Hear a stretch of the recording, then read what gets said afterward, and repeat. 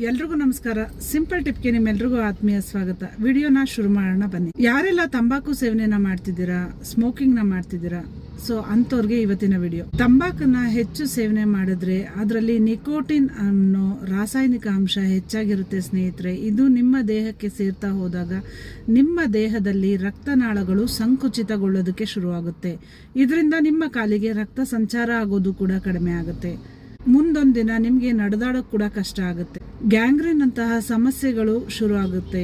ಆಗ ಡಾಕ್ಟ್ರು ಕಾಲನ್ನೇ ತೆಗಿಬೇಕು ಅಂತ ಹೇಳ್ತಾರೆ. ನಿಕೋಟಿನ್ ಅನ್ನೋ ಅಂಶ ದೇಹಕ್ಕೆ ಹೆಚ್ಚು ಸೇರ್ತಾ ಹೋದಾಗ ನಿಮಗೆ ದೇಹದಲ್ಲಿ ರಕ್ತ ಹೆಪ್ಪುಗಟ್ಟೋದಕ್ಕೆ ಶುರು ಆಗುತ್ತೆ. ಬಾಯಿ ಕ್ಯಾನ್ಸರ್ ಬರುತ್ತೆ, ನಾಲಿಗೆ ತುಟಿ ಕ್ಯಾನ್ಸರ್ ಬರುತ್ತೆ, ಲಂಗ್ಸ್ ಕ್ಯಾನ್ಸರ್ ಬರುತ್ತೆ. ನೀವು ತಂಬಾಕನ್ನ ಜಗಿತಾ ಇರೋದ್ರಿಂದ ನಿಮ್ಗೆ ಅಸ್ತಮ, ಕೆಮ್ಮು, ರಕ್ತನಾಳಗಳ ಸೋಂಕು ಇದೆಲ್ಲದೂ ಶುರು ಆಗುತ್ತೆ. ರಕ್ತದೊತ್ತಡ ಹೆಚ್ಚಾಗುತ್ತೆ. ರಕ್ತ ಹೆಪ್ಪುಗಟ್ತಾ ಇದ್ರೆ ಮುಂದೊಂದು ದಿನ ಹೃದಯಾಘಾತ ಕೂಡ ಆಗುತ್ತೆ ಸ್ನೇಹಿತರೆ. ನೀವು ಸಿಗರೆಟ್ ಸೇದ್ತಿಲ್ಲ, ಆದ್ರೆ ಸೇದ್ತಾ ಇದಾರಲ್ಲ, ಸೊ ಅವ್ರ ಜೊತೆಲಿದ್ದಾಗ ಆ ಹೊಗೆನ ಕುಡಿತಿರಲ್ಲ, ಅದರಿಂದನೂ ಈ ಎಲ್ಲ ಪ್ರಾಬ್ಲಮ್ಗಳನ್ನ ಫೇಸ್ ಮಾಡಬೇಕಾಗುತ್ತೆ. ಇದಕ್ಕೆ ನಾನು ಒಂದೆರಡು ಮನೆಮದ್ದನ್ನ ಹೇಳ್ತೀನಿ, ಟ್ರೈ ಮಾಡಿ ಸ್ನೇಹಿತರೆ. ನಿಮಗೆ ಯಾವಾಗೆಲ್ಲ ತಂಬಾಕು ಸೇವನೆ ಮಾಡಬೇಕು ಅನ್ಸುತ್ತೋ, ಸೊ ಆಗ ಒಂದು ಏಲಕ್ಕಿನ ಜಗಿತಾ ಬನ್ನಿ. ಆ ಒಂದು ಫ್ಲೇವರ್ ನಿಮಗೆ ತಂಬಾಕು ಸೇವನೆ ಮಾಡಬೇಕು ಅನ್ನೋಂಥ ಒಂದು ಮೂಡನ್ನ ಚೇಂಜ್ ಮಾಡುತ್ತೆ. ಏಲಕ್ಕಿನ ತಿನ್ನಿ.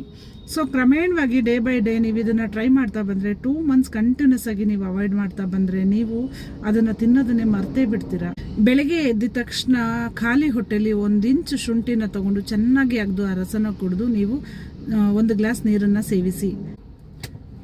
ಈ ತರ ನೀರನ್ನ ನೀವು ಶುಂಠಿ ಅಗ್ದು ನೀರನ್ನ ಕುಡಿತಾ ಬಂದ್ರೆ ಕಂಟಿನ್ಯೂಸ್ ಆಗಿ 2 months ನೀವು ಕುಡಿದ್ರಿ ಅಂತ ಹೇಳಿದ್ರೆ ನಿಮಗೆ ಈ ಸ್ಮೋಕ್ ಮಾಡಬೇಕು ಅಥವಾ ತಂಬಾಕುನ ಹಾಕೋಬೇಕು ಅನ್ನೋಂತಹ ಒಂದು ಕಾನ್ಸಂಟ್ರೇಟ್ನೇ ಅದು ಡೈವರ್ಟ್ ಮಾಡ್ತಾ ಬರುತ್ತೆ. ನಿಮಗೆ ಕ್ರಮೇಣವಾಗಿ ಅದ್ರ ಕಡೆ ವ್ಯಾಮೋಹ ಕೂಡ ಹೋಗುತ್ತೆ. ಈ ಒಂದು ಸಿಂಪಲ್ ಟಿಪ್ ನಿಮ್ಮೆಲ್ರಿಗೂ ಇಷ್ಟ ಆಯ್ತು ಅಂತ ಅನ್ಕೊಂತೀನಿ ಸ್ನೇಹಿತರೆ. ದಯವಿಟ್ಟು ಆರೋಗ್ಯವೇ ಮಹಾಭಾಗ್ಯ ಅಂತ ಹೇಳ್ತಾರೆ. ನಿಮ್ಮ ಆರೋಗ್ಯನ ಕಾಪಾಡ್ಕೊಳ್ಳಿ.